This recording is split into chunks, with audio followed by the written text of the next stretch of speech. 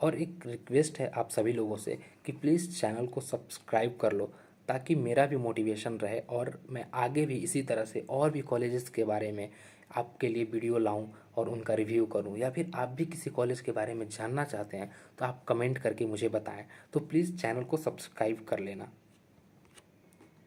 Central university of Rajasthan में जो department of statistics है उसका मैं रिव्यू करने वाला हूँ।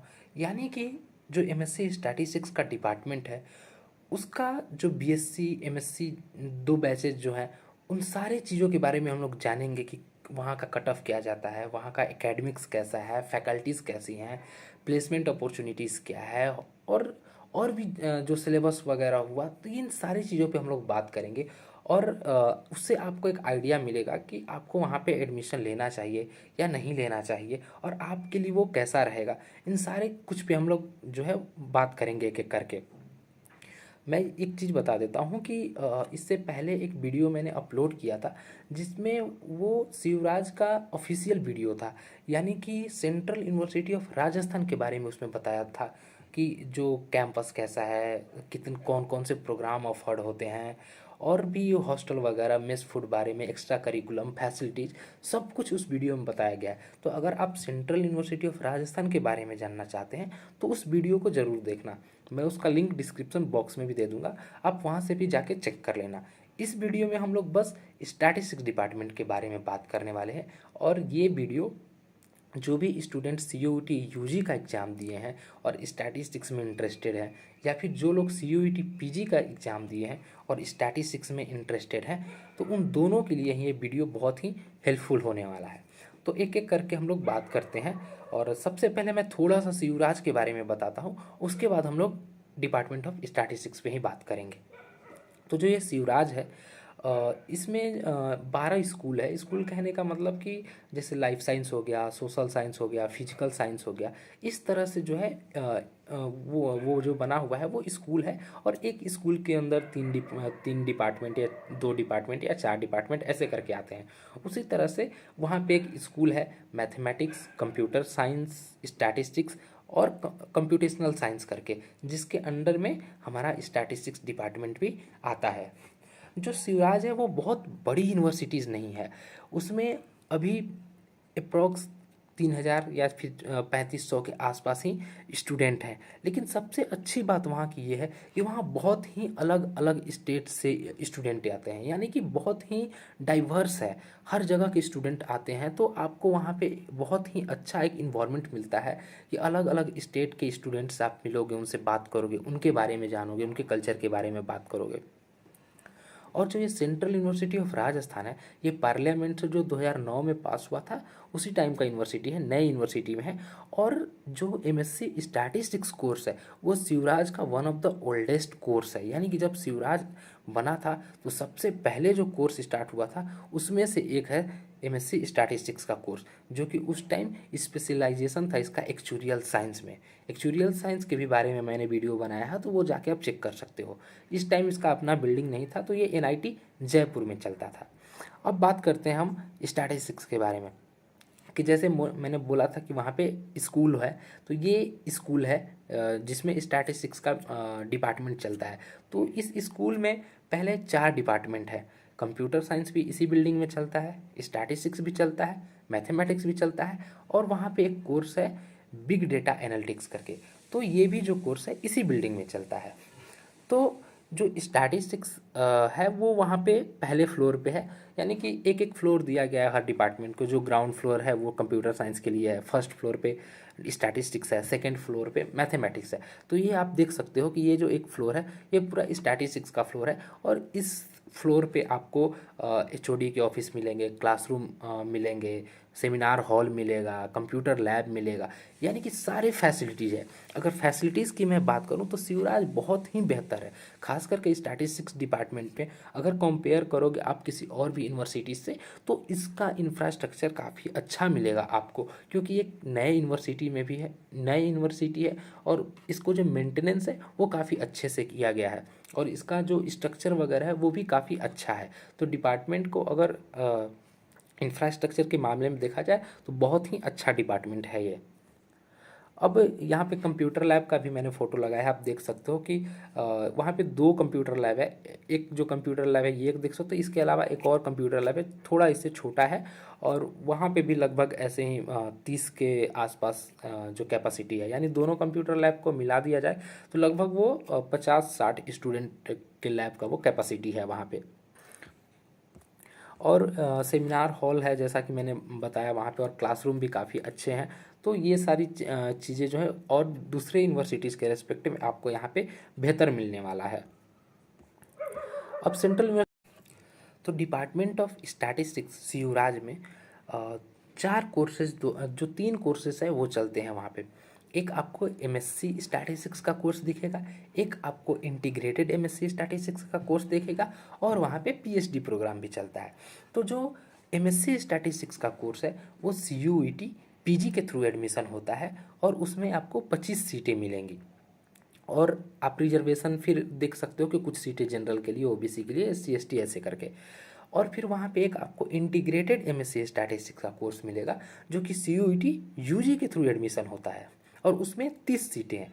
अब इंटीग्रेटेड एमएससी का मतलब ये होता है कि आपका बीएससी और एमएससी दोनों डिग्री ही वहाँ से मिलेगा। आप ये जो इंटीग्रेटेड एमएससी का कोर्स है वो 5 साल का कोर्स है, और आप वहाँ पे जैसे ही 5 साल कंप्लीट करोगे तो आपको कोर्स इंटीग्रेटेड एमएससी का मिलेगा, यानी कि आपका बीएससी और एमएससी वो कोर्स दोनों अटैच है। लेकिन यहाँ पे एक और बेनिफिट है कि अगर आपने वहाँ पे 3 साल कंप्लीट किया, अगर आपने इंटीग्रेटेड एमएससी स्टैटिस्टिक्स में एडमिशन लिया है और आपने 3 साल कंप्लीट कर लिया, उसके बाद आप चाहते हो कि आपको कोई और अपॉर्चुनिटी अच्छा मिल गया, लाइक आपने आईआईटी जैम निकाल के में अच्छा नंबर ला दिया और आईआईटी में जाना चाहते हो, तो आप यहाँ से बस बीएससी का डिग्री लेके भी एग्जिट ले सकते हो। तो ये एक एग्जिट ऑप्शन वहाँ पे मिलता है कि अगर आपको कोई अच्छी अपॉर्चुनिटी मिल गई तो आप सेंट्रल यूनिवर्सिटी ऑफ राजस्थान छोड़ के जा भी सकते हैं। और अगर आपका अच्छा रैंक नहीं आया जैम में, या फिर आईएसआई जैसा कॉलेज नहीं क्वालिफाई हुआ, तो आपको कहीं इंट्रेंस नहीं देना है, आपको सीधा आप एमएससी में चले जाओगे। तो ये एक बेनिफिशियल है कि आपके पास एक बैकअप प्लान रहेगा कि आप ऑलरेडी एमएससी यहाँ से कर लोगे अगर कहीं और का आप इंट्रेंस एग्ज़ाम नहीं निकाल पाते हो तो ये सीट की बात होगी, और ये दोनों कोर्स के बारे में मैंने आपको बता दिया। अब एलिजिबिलिटी जो है वो मैं दिखा देता हूँ कि आपको कि अगर इंटीग्रेटेड एमएससी स्टैटिस्टिक्स में आप एडमिशन लेना चाहते हैं तो आपका 10+2 यानी कि जो इंटरमीडिएट है वो आपका साइंस में होना चाहिए, और मैथमेटिक्स एक आपका सब्जेक्ट होना चाहिए, और 50% जो है आपका वो मार्क्स होना चाहिए। अगर आप SC ST OBC PW candidate हैं तो आपका 45% भी मार्क्स है तो आपका एडमिशन हो जाएगा। उसी तरह अगर एमएससी स्टैटिस्टिक्स की बात करें तो आपका अगर ग्रेजुएशन स्टैटिस्टिक्स में या फिर मैथमेटिक्स में है तो फिर आप एलिजिबल हैं, या फिर अगर statistics as a subject for a minimum of 2 year, यानी कि अगर आप का बीएससी जो है अगर वो किसी और सब्जेक्ट में भी है, लेकिन आप अगर स्टैटिस्टिक्स 2 साल यानी कि 4 सेमेस्टर पढ़े हैं तो भी आप वहाँ के लिए एलिजिबल हैं। और जो मिनिमम मार्क्स है ग्रेजुएशन में वो आपका 50% होना चाहिए, और अगर आप एससी एसटी ओबीसी या फिर पीडब्ल्यूडी कैंडिडेट हैं तो 45% भी रहेगा तो आपका एडमिशन वहाँ हो जाएगा। अब कोर्स स्ट्रक्चर की मैं थोड़ा वहाँ पे बात कर लेता हूँ। ये इंटीग्रेटेड एमएससी का कोर्स स्ट्रक्चर है, यानी कि जैसे बीएससी के स्टूडेंट होते हैं तो उनको 6 सेमेस्टर पढ़ना रहता है, तो ये 6 सेमेस्टर का आपको कोर्स है। और जैसे ही आप इंटीग्रेटेड एमएससी यानी कि जब 7वें सेमेस्टर में जाएंगे, यानी कि वो एमएससी फर्स्ट ईयर हो जाएगा। तो जो इंटीग्रेटेड एमएससी ये 6 सेमेस्टर है ये आपका बीएससी के इक्विवेलेंट हो गया, और इसके बाद जो ये मैं आपको दिखाऊंगा कि 7वां सेमेस्टर 8वां सेमेस्टर 9वां और 10वां सेमेस्टर ये आपका इंटीग्रेटेड एमएससी स्टूडेंट के लिए भी हो गया, और जो जो एमएससी में एडमिशन लेंगे पहले सेमेस्टर में उनके लिए ये हो गया एमएससी पहला semester, MSc second semester, MSc third semester और एमएससी फोर्थ सेमेस्टर। तो अगर कोर्स स्ट्रक्चर की बात करें तो आपको पहले सेमेस्टर में वहाँ पे एक बस स्टैटिस्टिक्स का कोर्स मिलेगा, डिस्क्रिप्टिव स्टैटिस्टिक्स, और उसी का आपको प्रैक्टिकल रहेगा।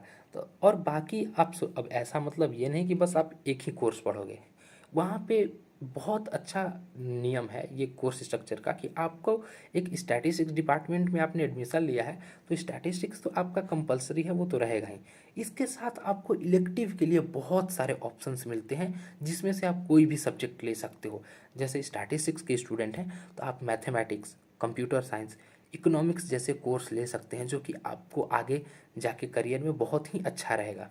तो कोर्स का कोई भी बाउंडेशन नहीं है, वहाँ पे आप कोई भी कोर्स कम्बिनेशन ले सकते हो। तो कोर्स स्ट्रक्चर मेरे हिसाब से सेंट्रल यूनिवर्सिटी ऑफ राजस्थान का बहुत ही बेहतर है। मैंने बीएचयू का भी देखा हुआ है, मैंने बीएचयू से भी काफ़ी कोर्स स्ट्रक्चर अच्छा मुझे सेंट्रल यूनिवर्सिटी ऑफ राजस्थान का लगता है। क्योंकि बीएचयू वगैरह में आपको बहुत बाउंडेशन है कि रैंक के अकॉर्डिंग आपको सब्जेक्ट मिलता है इलेक्टिव में। किसी बच्चा को बीएससी में स्टैटिस्टिक्स के साथ में फिजिक्स केमिस्ट्री दे दिया जाता है, किसी बच्चा को कंप्यूटर साइंस मैथमेटिक्स दिया जाता है, वो रैंक के अकॉर्डिंग होता है। लेकिन यहाँ पे आप जो मन करेगा वो इलेक्टिव सब्जेक्ट ले सकते हो। और सेकेंड सेमेस्टर में फिर आपको प्रोबेबिलिटी एंड रैंडम वेरिएबल मिलेगा, फिर प्रैक्टिकल मिलेगा, और फिर से आपको इलेक्टिव में वैसे ही बहुत सारे कोर्स मिलेंगे। अगर आपको फिजिक्स पढ़ना है तो फिजिक्स पढ़ेंगे, मैथ पढ़ना है तो मैथ पढ़ेंगे, कंप्यूटर साइंस, इकोनॉमिक्स, इसके अलावा भी और सारे कोर्सेज हैं, इंग्लिश है, तो आप ये सारे कोर्स भी ले सकते हो। फिर थर्ड सेमेस्टर में जाओगे यानी कि 4 सेमेस्टर तक आपको स्टैटिस्टिक्स का बस एक पेपर पढ़ने के लिए मिलेगा और उसका प्रैक्टिकल। बाकी आपको इलेक्टिव सब्जेक्ट लेना पड़ेगा, बाकी के 4 जो पेपर हैं उसके लिए आपको इलेक्टिव सब्जेक्ट लेना पड़ेगा अलग अलग डिपार्टमेंट में, जिसमें भी आप इंटरेस्टेड हैं उसमें ले सकते हैं। फिर जैसे ही आप 5वां सेमेस्टर में जाएंगे तब आपको स्टैटिस्टिक्स से 3 कोर्स मिलेंगे पढ़ने के लिए और एक प्रैक्टिकल। जैसे कि 5वां सेमेस्टर में यहाँ पे सैम्पल सर्वे है, अप्लाइड स्टैटिस्टिक्स है, और फिर डिजाइन ऑफ एक्सपेरिमेंट और थ्योरी ऑफ एट्रीब्यूट्स, और फिर प्रैक्टिकल है, और फिर आपको इलेक्टिव है, जो मन चाहेंगे वो ले सकते हैं। उसी तरह फिर आपको 6वें सेमेस्टर में वहाँ पे operation research, reliability and survival analysis जैसे पेपर, स्टैटिस्टिकल इन्फेरेंस जैसे पेपर आपको पढ़ने के लिए मिलेंगे, और फिर इलेक्टिव सब्जेक्ट में आप अपने अकॉर्डिंग ले सकते हैं। फिर 7वां, 8वां, 9वां, इन तीनों सेमेस्टर में भी आप देख सकते हो। और अब आप अगर एमएससी में वहाँ एडमिशन लेते हो तो ये इंटीग्रेटेड एमएससी 7 सेमेस्टर का जो कोर्स है वो आपके लिए एमएससी फर्स्ट सेमेस्टर का कोर्स हो जाएगा। तो ये भी आपके स्क्रीन पे दिया हुआ है और आप एक बार इसको पॉज करके देख सकते हो। और यहाँ पे एक ख़ास बात है कि जो 10th सेमेस्टर है ये यहाँ पे ये जो है कुछ 1-2 साल पुराना ये जो है सिलेबस है। अभी क्या हुआ है पिछले साल से वहाँ पे कि जैसे ही आप 10th सेमेस्टर में जाओगे या फिर एमएससी 4 सेमेस्टर में जाओगे तो वहाँ सारा का सारा बस प्रोजेक्ट है लास्ट सेमेस्टर में। यहाँ पे इलेक्टिव लिखा है क्योंकि ये पुराना सिलेबस है, लेकिन वहाँ पे लास्ट सेमेस्टर में बिल्कुल पढ़ाई नहीं होती है। आपको अपने टीचर के अंडर में, यानी कि जो भी आपको सुपरवाइज़र अलॉट होगा उसके अंडर में आपको प्रोजेक्ट करना रहेगा। यानी कि आप 6 महीने तक किसी बहुत बढ़िया प्रोजेक्ट पे टीचर के अंडर में वहाँ पे प्रोजेक्ट कर सकते हो। तो ये एक बहुत ही अच्छा वहाँ का है कि अगर आपको कोई इंटर्नशिप मिल गया तो आप इंटर्नशिप जाके कर सकते हो, नहीं तो अपने टीचर के अंडर में एक अच्छे प्रोजेक्ट को करोगे और आपका प्रोजेक्ट अच्छा रहा तो आप उसे पब्लिश भी करवा सकते हो। और अब हम लोग फैकल्टी मेंबर के बारे में बात करते हैं। तो डिपार्टमेंट ऑफ स्टैटिस्टिक्स में अभी के टाइम पे टोटल 7 फैकल्टी मेंबर हैं।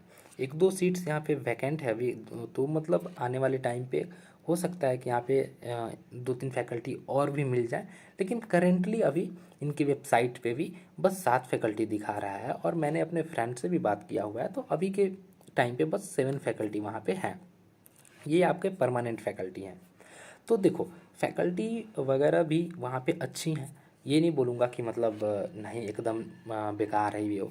सारे फैकल्टी आपके टाइम पे आएंगे, अपने आपके क्लास लेंगे, जो भी सिलेबस है वो पढ़ाएंगे। लेकिन एक बात देखो, चाहे आप सेंट्रल यूनिवर्सिटी ऑफ राजस्थान में जाओ, चाहे आप बीएचयू में जाओ, चाहे आप एचसीयू में जाओ, आप कहीं के भी स्टूडेंट से बात करोगे कोई ये नहीं बोलेगा कि सारे फैकल्टी यहाँ पे अच्छे हैं, बहुत अच्छी पढ़ाई होती है। आज के टाइम पे आईआईटी आईएसआई के भी स्टूडेंट से बात करने पे पता चलता है कि हाँ यार हम लोग भी यूट्यूब से ही पढ़ते हैं। मैक्सिमम जगह अगर बात किया जाए, कुछ इंस्टीट्यूट को छोड़ दिया जाए, तो आपको बच्चे यूट्यूब से ही पढ़ते हैं और हर जगह कुछ फैकल्टी अच्छे मिलते हैं, कुछ फैकल्टी अच्छी नहीं मिलती है। तो वहीं सेंट्रल यूनिवर्सिटी ऑफ राजस्थान में भी है, कुछ फैकल्टी आपको बहुत अच्छी मिलेंगी जो कि आपके सब्जेक्ट्स को बहुत अच्छे से पढ़ाएंगे, आपकी नोट्स भी बनाएंगे। और कुछ फैकल्टी हो सकता है कि हाँ एवरेज हैं, ठीक है, क्लास आ रहे हैं, पढ़ा रहे हैं, लेकिन उतना कुछ समझ में नहीं आ रहा है। लेकिन सारे फैकल्टीज़ आएंगे पढ़ाने के लिए, ये है। और जो भी उनका सिलेबस है वो सारा कुछ आपको कंप्लीट कराएंगे, तभी एग्जामिनेशन वगैरह होगा।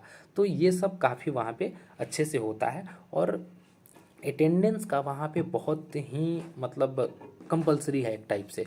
जैसे कि होता है कि 75% है, लेकिन बाकी कॉलेजेज में, कुछ कॉलेजेज में, मैक्सिमम कॉलेज में मैनेज हो जाता है कि हाँ चलो टीचर्स भी मान गए, ऐसे वैसे जैसे तैसे हो गया। लेकिन सेंट्रल यूनिवर्सिटी ऑफ राजस्थान में अटेंडेंस बहुत मायने रखता है और वहाँ फैकल्टी जो है अटेंडेंस को बहुत सीरियसली लेते हैं। अगर आपका 65 66 तक है तो मेडिकल लगा के ठीक कर लोगे, लेकिन अगर आपका बिलो 60 हो गया तो फिर सच में वहाँ पे एग्जामिनेशन में नहीं बैठ पाओगे आप। तो अगर आप चाहते हो कि मुझे क्लास नहीं जाना है, मुझे क्लास उतना अटेंड नहीं करना है, तो सेंट्रल यूनिवर्सिटी ऑफ राजस्थान बिल्कुल भी आपके लिए नहीं है, क्योंकि वहाँ पे अटेंडेंस के लिए बहुत सीरियस लोग रहते हैं। अब मैं आपको कट ऑफ वगैरह के बारे में बता दूं कि जैसे CUET PG का एग्जामिनेशन है, तो पिछले बार ये 400 का पेपर हुआ था, और जिसमें से लगभग मतलब अगर कोई जनरल कैंडिडेट है तो उसका 80 मार्क्स, 90 मार्क्स, OBC कैंडिडेट है तो लगभग 70 मार्क्स। यानी आप बोल सकते हो जनरल और OBC के लिए पिछली बार 70 से लेके 100 के बीच में अगर मार्क्स था तो बहुत ही आराम से एडमिशन हो गया था। यानी कि अगर 80 नंबर भी है, 70 नंबर भी है, 70 नंबर भी मान के चलो, तो पिछली बार हो गया था लास्ट आते आते। क्योंकि स्टार्टिंग में जिनके ज़्यादा नंबर होते हैं वो भी रजिस्टर कर देते हैं तो कट ऑफ ज़्यादा जाता है, लेकिन वो सीट छोड़ देते हैं तो फिर लास्ट में आते आते सीट भी नहीं भर पाती है, ये भी हो जाता है। तो अगर इस बार की बात करें तो 300 नंबर का पेपर है। तो मेरा मानना है कि अगर आप जनरल कैटेगरी में हो या फिर OBC कैटेगरी में हो, तो अगर आपका 70-75 नंबर है तो आपके बहुत अच्छे चांसेस हैं कि आपका सेंट्रल यूनिवर्सिटी ऑफ राजस्थान में एडमिशन हो जाएगा। और अगर आप SC ST कैटेगरी में भी हो तो अगर आपके 55 से 60 नंबर हैं तो आपके बहुत अच्छे चांसेस हैं कि सेंट्रल यूनिवर्सिटी ऑफ राजस्थान में आपका एडमिशन हो जाएगा। और एक प्लेसमेंट की बात हुई तो देखो मैं एकदम ट्रूली बता रहा हूँ कि प्लेसमेंट देखो वहाँ पे नहीं है।